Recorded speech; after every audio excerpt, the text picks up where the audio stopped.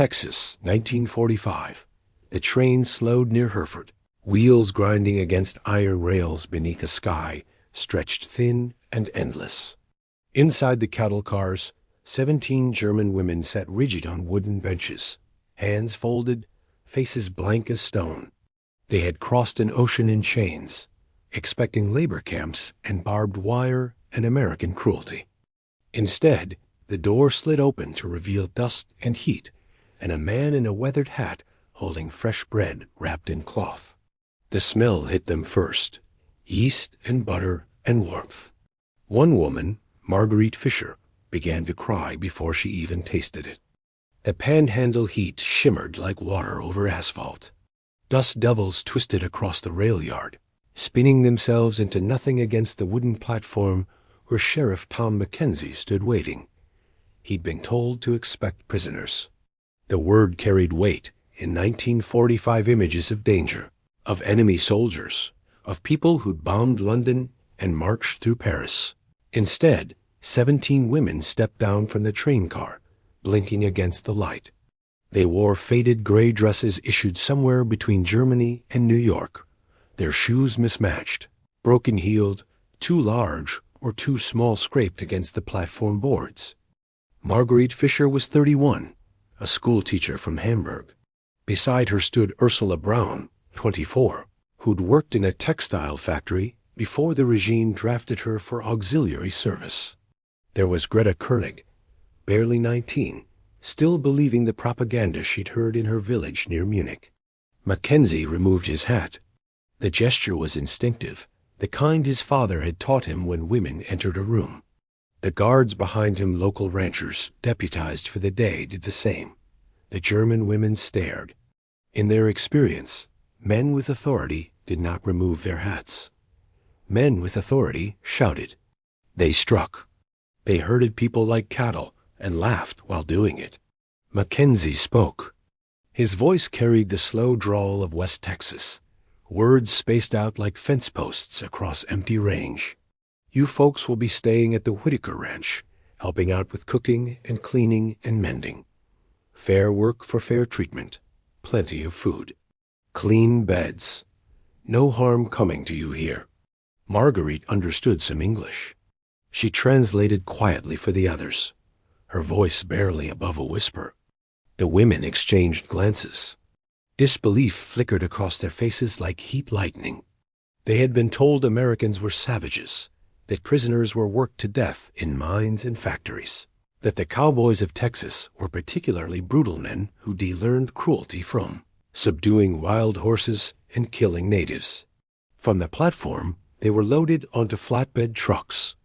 The women gripped the wooden sides as the vehicles bounced along dirt roads, cutting through endless grassland. The horizon swallowed everything: fence lines, windmills, distant cattle reduced to dark specks against blonde prairie. The sky pressed down, vast and blue and impossibly clear. In Germany, cities lay in ruins. Here, the land looked untouched, as if war were from another planet. The Whitaker Ranch sat 15 miles outside Hereford, a collection of low buildings arranged around a central yard. Corrals stretched toward the west, holding quarter horses and a few Herefords that gave the town its name. The main house was 2-story clapboard, white paint peeling in the constant wind. Behind it stood the bunkhouse where ranch hands slept, and beyond that, a smaller structure, clean, newly painted, with windows that actually had glass. This would be the women's quarters. Inside, 17 cots waited in 2 rows. Each had a blanket, a pillow, and a small wooden crate beside it for personal belongings. There was a wood stove in the corner for heat, though in April the nights were mild. A wash basin stood near the door, clean water in a metal pitcher. Sarah Whitaker emerged from the main house as the trucks arrived. She was 56, sun-weathered, with hands that knew hard work and eyes that had seen drought and loss and the Depression. Her husband, Robert, had died 3 years earlier. She ran the ranch now with her son, Jack, and 5 hired men cowboys who were either too old or too injured for military service. She studied the women as they climbed down from the trucks. They moved slowly, stiffly, like people expecting punishment for existing. Sarah had read the briefing materials the government sent. These weren't soldiers. They were auxiliaries, clerks, nurses, telephone operators, caught in the collapse of the regime's infrastructure. Most had surrendered to American forces in the final chaotic weeks, preferring capture to what waited behind them. Sarah spoke slowly. "Welcome to the ranch. You'll work, but you'll be treated fair. Breakfast at 6, lunch at noon, dinner at 6. Sundays off for church if you want it, or rest if you don't. Rules are simple. Do your work, respect the property, no wandering past the fence line. Questions?" Marguerite translated. The women remained silent, watching Sarah with expressions that mixed fear and confusion. They'd been trained to see Americans as enemies. Propaganda films had shown them images of violent cowboys and racist lynch mobs and industrial slums where workers died in machines. This woman with her weathered face and simple dress did not match any of those images. That evening, Sarah brought them to the main house kitchen. It was large, designed for feeding ranch hands during harvest and branding seasons.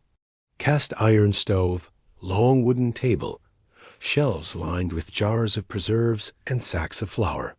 Sarah began pulling ingredients from the pantry: flour, yeast, salt, butter, eggs. "I'm going to teach you how we make bread here," she said. Her hands moved with practiced efficiency, measuring and mixing. The women watched in silence. In wartime Germany, bread had become a luxury.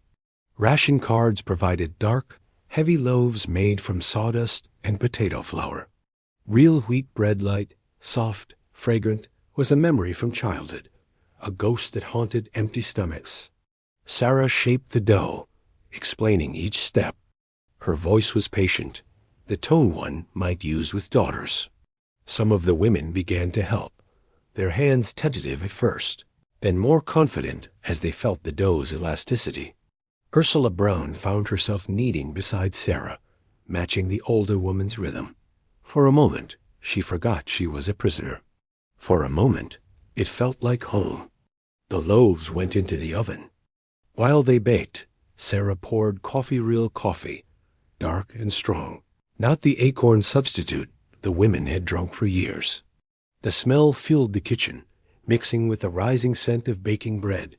It was almost painful, that smell. It carried memories of normal life, of mornings before the regime, of mothers and grandmothers in kitchens that hadn't been bombed into rubble. When Sarah pulled the first loaf from the oven, the crust crackled. Steam rose from the golden surface. She sliced it thick, butter melting into the warm bread, and passed pieces around the table. The women stared at the slices in their hands. Some brought the bread to their faces, breathing in the smell before taking a bite. Marguerite Fisher was the first to cry. She bit into the bread and tasted butter and wheat and salt, and something inside her shattered. All the propaganda, all the lies they'd been told about American brutality, it dissolved in the warmth of fresh bread even freely. Tears carved lines down her cheeks, dripping onto the table. She tried to stop, embarrassed, but the crying only intensified. Then Ursula began. Then Greta. Within minutes, most of the women were weeping, some silently, others with sobs that shook their shoulders. They ate and cried and ate more, unable to separate the physical relief of good food from the emotional collapse of realizing how thoroughly they'd been deceived. Sarah didn't try to stop them. She'd seen grief before after her husband died, after neighbors lost sons in the Pacific, after years of drought killed cattle and dreams together. She simply sat at the head of the table, pouring more coffee, cutting more bread, letting these women who'd been told she was their enemy cry themselves empty in her kitchen. The days found their rhythm. The women woke before dawn, dressed in work clothes. Sarah provided denim and cotton, practical and sturdy. They learned to cook American style, biscuits and gravy, fried eggs, bacon that sizzled in cast iron pans. The ranch hands ate breakfast in the main house, nodding politely to the women who served them, thanking them in slow English. Jack Whitaker was 28, too essential to the ranch to be drafted. He'd grown up around horses and cattle, knew weather patterns like other men knew their wives' moods. He treated the German women with the same courteous distance he showed all women, removing his hat when they entered a room, saying thank you for meals, offering help with heavy loads. The Cowboys were older men. Luther, 63, had been riding since before automobiles. Hank, 51, with a limp from a horse accident. Carlos, 48, whose family had ranched this land since it was Mexico.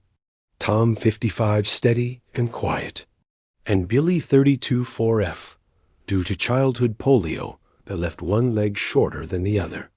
They taught the women ranch work, how to collect eggs without spooking the hens, how to mend fences, stretching wire tight between posts, how to recognize when a horse was lame or a cow was sick.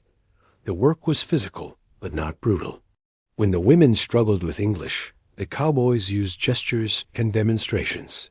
When they made mistakes, the men showed them again, patient as teachers. Greta Koenig, the youngest, was assigned to help Luther with the horses. He was gentle with the animals, speaking to them in low tones, moving slowly so they wouldn't startle. Greta had been terrified of horses' German propaganda, had shown cowboys as violent men who broke horses through cruelty. Instead, she watched Luther spend an hour just standing near a nervous mare, letting the animal grow accustomed to his presence before attempting to brush her. He noticed Greta watching. "Want to try?" She shook her head. In broken English. "Dangerous. Horse kicks." Luther smiled. "Only if you give her reason. Come here. Move slow." He guided Greta's hand to the mare's shoulder. The horse's coat was warm, the muscles beneath rippling like water. Greta felt the animal's breath, steady and calm. Luther showed her how to brush with the grain, how to read the mare's ears and eyes for signs of distress. By the end of the week, Greta was grooming horses alone, speaking to them in German, which they seemed to accept as readily as English. Summer arrived with heat that made the air shimmer. The women adapted. Their skin darkened under the sun. Their hands, soft when they arrived, developed calluses from rope and wood and leather. They learned English in fragments, practical words for tools and animals and food. The Cowboys learned a few German phrases in return, enough to ask if someone needed help or to compliment a well-cooked meal. Marguerite Fisher kept a diary. She wrote in it each evening, sitting on her cot while the other women prepared for sleep. Her entries tracked the slow dissolution of everything she'd believed. June 12, 1945. Today, Sarah showed me how to make pie crust. She was patient when I failed 3 times.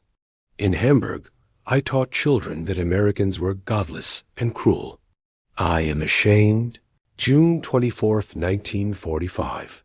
Luther gave Greta a book about horses. She cannot read English well, but she studies the pictures each night. He asks nothing in return. I do not understand this kindness. July 3, 1945. We watched fireworks from the porch. Sarah explained it is their Independence Day. The Cowboys drank beer and laughed, and we were allowed to sit with them. Carlos played guitar. Ursula sang a German folk song. No one told her to stop. The 4th of July had been a revelation. Sarah declared it a holiday, no work except feeding the animals. She roasted a whole pig over a fire pit, made potato salad, and baked beans and 3 types of pie. As the sun set, Jack and the Cowboys set off fireworks, bought in Amarillo Roman candles and sparklers, and bottle rockets that traced arcs of colored light against the darkening sky. The German women sat on the porch, watching. For them, fireworks meant air raids, meant bombs falling on cities, meant running for shelters while buildings collapsed. But these fireworks were celebration, not destruction. Children from neighboring ranches ran across the yard waving sparklers, laughing. The contrast was almost unbearable. Ursula Brown found herself sitting next to Carlos. He offered her a beer, which she accepted. They sat in comfortable silence for a while, watching the sky light up. Then Carlos spoke, his English slow and careful. "My grandfather came from Spain. People here didn't trust him at first. Said Spanish weren't really white, weren't really American. He proved them wrong by working hard, treating people fair. You folks are doing the same." Ursula didn't fully understand all the words, but she grasped the meaning. She nodded, unable to speak past the lump in her throat. By August, mail service was established. The women could write letters to Germany if they had anyone left to write to. Marguerite wrote to her sister in Hamburg, assuming the address still existed. "Dearest Helga, I am alive and safe in a place called Texas. It is difficult to explain what has happened here. We are prisoners, technically, but we live better than we did in the final year of the regime. We have food, real food, more than we can eat. We have beds and clean water, and work that is hard but fair. The Americans who guard us are not what we are told. They are farmers and ranchers, simple men who do not hate us. Their boss is a woman who lost her husband, but still treats us with kindness I do not deserve. I think often of what we believed, how thoroughly we were deceived. These people we called enemies have shown more humanity than our own leadership ever did. I am ashamed of what I supported. I am grateful to be here, though it means I am far from you. I hope this letter finds you. I hope you are safe. I hope Germany can heal from what we allowed to happen. Your sister, Marguerite." Not all the women had someone to write to. Greta's family had died in the bombing of Munich. Ursula's husband was missing, last seen retreating east ahead of Allied forces. For them, the ranch became a kind of refuge, not home, but a place where the future might be imaginable. Sarah noticed their loneliness. She began inviting them to sit on the porch after dinner, bringing out lemonade or coffee, encouraging them to talk about their lives before the regime. Slowly stories emerged. Marguerite's memories of teaching, the pride she felt when a slow student finally learned to read. Ursula's descriptions of working in the textile mill, the patterns she'd woven, the friends she'd made. Greta's recollections of her village, the church bells on Sunday mornings, her mother's garden. Sarah shared her own stories in return. Growing up during the Depression, marrying Robert when she was 19, building the ranch from almost nothing, losing him to a heart attack 3 years ago. She spoke of her son, Jack, and her fears that he'd be drafted before the regime surrendered. She showed them photographs of Robert, of Jack as a boy, of the ranch in earlier years. The women studied the photographs with fascination. These were enemy people, according to propaganda, yet their lives looked remarkably similar to German lives, families, and work and pride in land well tended. The similarities were more striking than the differences. September brought cooler weather and news from Germany. The full extent of the regime's actions was becoming public. Reports of camps where civilians had been detained and worse. Photographs of skeletal survivors.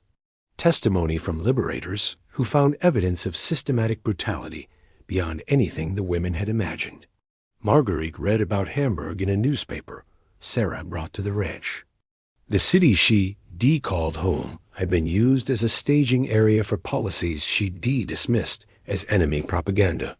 She sat at the kitchen table, the newspaper spread before her, and felt her understanding of reality collapse. Sarah found her there an hour later, still staring at the paper. The older woman didn't speak at first. She simply made tea, set a cup beside Marguerite, and sat down across from her. "I didn't know," Marguerite whispered. "We were told it was enemy lies. We thought." Sarah raised her hand gently. "I believe you. Not everyone who was there was responsible, but now you know. Question is what you do with that knowledge." Marguerite looked up, her eyes red. "How can I live with this? How can any of us? Same way anyone lives with shame and guilt. You acknowledge it. You carry it. And you do better going forward. She paused, sipping her tea. You're young enough to have a whole life ahead. Don't waste it on self-destruction. Use it to be someone different than who you were. That night, Marguerite gathered the women in their quarters. She showed them the newspaper, translating the articles. Some of the women refused to believe it. Greta insisted it was American propaganda, that their leadership wouldn't have done such things. Others, like Ursula, had suspected but hadn't wanted to face the truth. The argument that followed was fierce, conducted in rapid German that none of the Americans could understand. Voices rose, accusations flew, old loyalties clashed with new realities. Finally, Marguerite stood on her cot, commanding attention. Look around you, she said. Look at how we've been treated here. Look at what we were told versus what we've experienced. If they lied about Americans being brutal savages, what else did they lie about? The silence that followed was heavy. One by one, the women began to confront what they'd supported, actively or passively. It was painful, that confrontation. Easier to believe the propaganda had been true, that they'd been on the right side. But the evidence was all around them, in the kindness of cowboys, in bread baked by a woman who had every reason to hate them, in the simple dignity of being treated as human beings despite being enemies. October meant harvest. The ranch's gardens produced pumpkins and squash and late tomatoes. Sarah organized the women to help with canning, preserving food for winter. The kitchen became a production center, with pots boiling on the stove and jars cooling on every available surface. It was during this work that true friendships formed. The shared labor, the satisfaction of seeing shelves filled with preserved food, the practical skills being passed from American to German, all of it broke down the final barriers. The women began singing while they worked, German folk songs that Sarah didn't understand, but enjoyed hearing. Sometimes Sarah would teach them American songs, simple melodies like Red River Valley that the women could learn phonetically. Luther taught Greta to ride. He started her on the oldest, gentlest mare, leading the horse around the corral, while Greta gripped the saddle horn with white knuckles. After a week, she could walk the horse independently. After 2 weeks, she managed a slow trot. By the end of October, she was riding across the pasture with confidence, her face lit with joy that had nothing to do with politics or war or shame. Jack Whitaker found himself drawn to Ursula. She was closer to his age, and despite the language barrier, they discovered they could communicate through work. He showed her how to fix a broken fence, how to read the sky for weather, how to gentle a nervous calf. She showed him German embroidery stitches, taught him a few words of her language, shared stories about textile patterns that had meanings beyond decoration. Nothing romantic passed between them. The circumstances made that impossible and inappropriate. But there was respect, the kind that grows between people who recognize competence in each other. When Ursula successfully predicted a storm by watching the cattle's behavior, Jack nodded his approval. She'd learned. Sarah insisted the German women join the main Thanksgiving meal. She cooked turkey and stuffing and mashed potatoes and 3 kinds of pie. The cowboys came dressed in their cleanest clothes.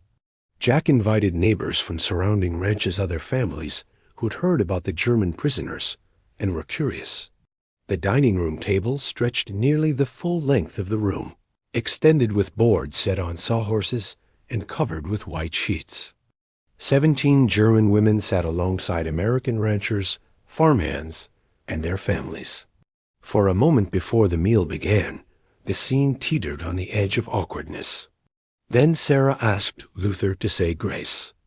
The old cowboy removed his hat, closed his eyes, and spoke in his West Texas drawl. Lord, we thank you for this food, for this land, for the people gathered here. We're grateful the fighting's done, and folks can start healing. Bless these women who've come so far. Bless us with wisdom to be kind. Amen. The meal began. Conversation started slowly, then gained momentum. The neighbor families asked the German women about their homes. their work, their plans for after the prisoner program ended. The women, their English much improved, answered as best they could. They asked questions in return about Texas, about ranching, about American customs they still didn't understand. Marguerite found herself talking to a woman named Dorothy, whose son had died at Normandy. Marguerite expected hatred, blame, coldness. Instead, Dorothy asked about Hamburg, about Marguerite's teaching career, about what she planned to do after the program ended. When Marguerite expressed her sorrow for Dorothy's loss, the older woman nodded. War takes from everyone, Dorothy said. Germans lost sons, too. That doesn't make it right, what your government did. But it doesn't make you evil for being German. She paused. My son wrote letters about German prisoners he guarded in France. Said most of them were just scared kids who didn't want to be there. I figure if he could see that, I can too. The meal lasted hours. After dinner, Carlos brought out his guitar. Someone produced a harmonica. The Cowboys played songs, country, and western melodies about cattle drives and lost loves and wide open spaces. Then Ursula began singing a German folk song, her voice clear and strong. Other women joined in. The Americans listened, not understanding the words, but recognizing the emotion, longing for home, sadness for what was lost, hope for what might come. Winter passed with its cold and wind and occasional snow. The women learned to manage the wood stove, to dress in layers, to appreciate the warmth of the main house kitchen. Christmas came, and Sarah organized a modest celebration, a tree cut from the property, decorations made from paper and string, small gifts for everyone. Marguerite carved a horse from wood for Greta. Ursula embroidered handkerchiefs for Sarah. The Cowboys gave practical gifts, new gloves, worn socks, a book of poetry for Marguerite, who'd mentioned missing reading. By spring, the program was ending. The women would be processed for return to Germany, or in some cases, allowed to apply for residency in America. Marguerite had already decided she would return to Hamburg, try to teach again, use what she'd learned to build something better from the ruins. Greta wanted to stay if possible, perhaps work on a ranch, continue with horses. Ursula was torn, uncertain whether her husband still lived, unsure if Germany could ever feel like home again. The night before the first group was scheduled to leave, Sarah organized a final dinner. The mood was bittersweet. These women had arrived as enemies and were leaving as something else, not quite family, not quite friends, but something more than former prisoners. Sarah stood at the head of the table. She wasn't one for speeches, but the moment seemed to require something. I won't pretend this was easy, she said. War put us on opposite sides. But I think we've proven something here. People can be better than their governments. Kindness matters more than politics. And bread, she smiled, good bread can change hearts better than any propaganda. The women laughed through tears. Marguerite stood, translating Sarah's words for those whose English remained weak, then adding her own. We came here expecting cruelty. We found humanity instead. You broke every lie we'd been told. She paused, struggling with emotion. I cannot undo what my country did, but I can promise to live differently because of what you showed us here. The meal continued. Stories were shared, promises to write were exchanged, addresses were carefully written on scraps of paper. Luther gave Greta a small horseshoe, telling her it would bring luck. Carlos taught Ursula one more guitar chord. Jack presented Marguerite with a leather journal, encouraging her to keep writing. As the women walked back to their quarters that final night, they looked up at the Texas sky, vast and clear and full of stars. In that moment, they weren't prisoners or enemies or representatives of a fallen regime. They were simply women who learned that the world was bigger and more complicated, and more kind than they'd been taught to believe. Marguerite Fischer returned to Hamburg in 1946. She found her sister alive, living in the rubble of their childhood home. Marguerite resumed teaching, focusing on critical thinking and questioning authority. She corresponded with Sarah Whitaker for 37 years, until Sarah's death in 1983. In her letters, she often mentioned the bread. Greta Koenig received permission to remain in America. She worked on ranches throughout West Texas, eventually becoming a horse trainer of some renown. She married a cowboy from Lubbock in 1952. They had 3 children, all of whom learned to ride before they turned 5. She never spoke publicly about her time in the regime, but she told her grandchildren about the moment a patient old cowboy taught her that strength could be gentle. Ursula Brown learned in 1947 that her husband had died during the retreat east. She chose to stay in America, settling in Hereford. She opened a seamstress shop, using the embroidery skills she'd practiced at the ranch. Jack Whitaker courted her properly in 1949. They married that summer. She became Sarah's daughter-in-law, helping to run the ranch until Sarah's death, then continuing afterward with Jack. She mastered English, but never lost her accent. Her apple strudel became famous at county fairs. The Whitaker Ranch continued operating through changing decades.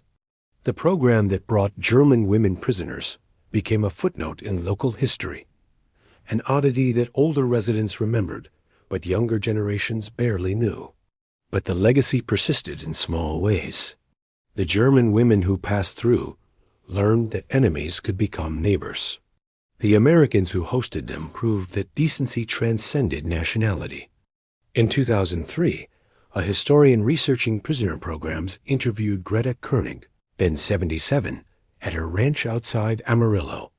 She was asked what she remembered most from her first months in Texas. "The bread," she said without hesitation. "They baked us bread when they could have given us nothing. They treated us like people when we'd helped treat others as less than human." She paused, looking out across the pasture where horses grazed. That bread didn't just feed us. It proved that everything we'd been taught was a lie. It broke something in us that needed breaking. It gave us permission to become something better. The historian noted this in her records. Later, she wrote that the simplest acts of kindness often accomplish what bullets and bombs cannot. They reveal our shared humanity, one loaf of bread at a time. The Panhandle sky remains vast and clear. The land still stretches to horizons that swallow fear and hate and lies. And somewhere in the archives, preserved letters tell of German women and Texas cowboys who prove that even in war's aftermath, there is room for transformation, for bread shared across enemy lines, for tears shed not in despair, but in recognition of kindness undeserved, but freely given.